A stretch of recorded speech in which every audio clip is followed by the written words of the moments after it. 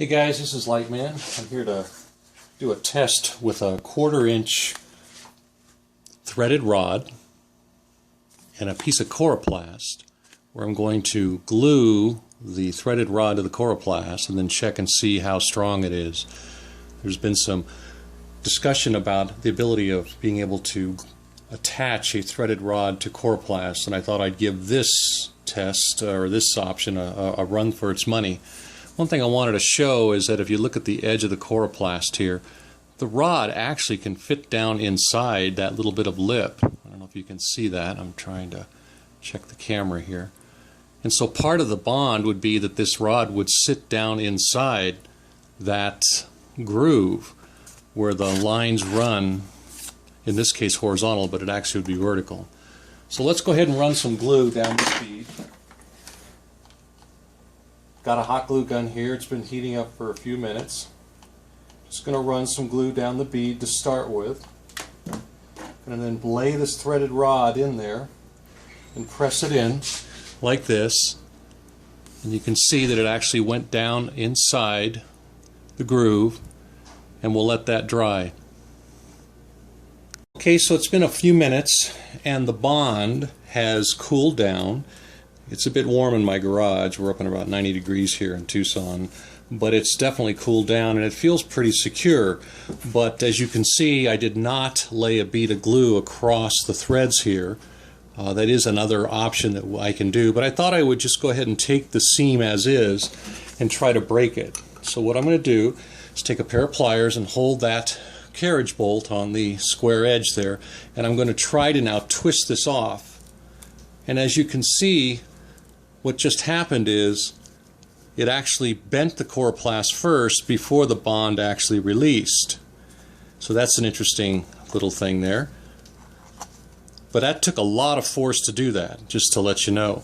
If I had not done that, I think that I could have very easily have taken a full Coroplast sheet, 18 by 24, and it would have been just fine. But since that happened, let me rebond this and try to then put the thing on the top. So now what I have done is I have gone ahead and re-poured the glue in the groove, placed the rod back down into the groove, and then I laid a bead of glue along each side and then came over the top, so as you can see that shininess that's over the threaded rod. The threaded rod is now encapsulated in hot glue, and that hot glue is then, of course, homogeneous with all the other glue that wraps around and then hits this seam right along here and right along there. So I think this is what makes the most secure bond, and at a distance you can't even see really any of that hot glue that has any kind of aberrations to it. So now I'll let this cool. This will take a little longer because it's got so much glue on it, and we'll let that cool and give it a strength test. Okay, we're back, and we've had plenty of time to allow the glue along the Coroplast and the 1/8 inch threaded rod to cool so it's well adhered. And again, as you can see, the glue goes across the threads. Let's see, they're actually embedded in there. See if I can get that to focus on that for you. And so you'll see that the glue completely encompasses that threaded rod. So, very secure.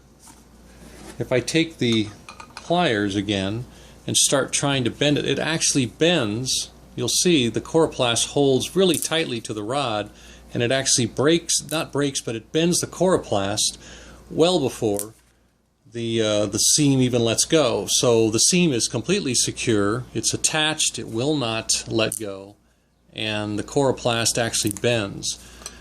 But just as an integrity thing and trying to pull it off in this regard, I'm actually pulling in this direction while I'm pushing the Coroplast in this direction. The seam will not let go without tremendous force, well above what a page would typically be. So to turn a page with that kind of a hinge should be more than adequate in regarding using hot glue. End of test.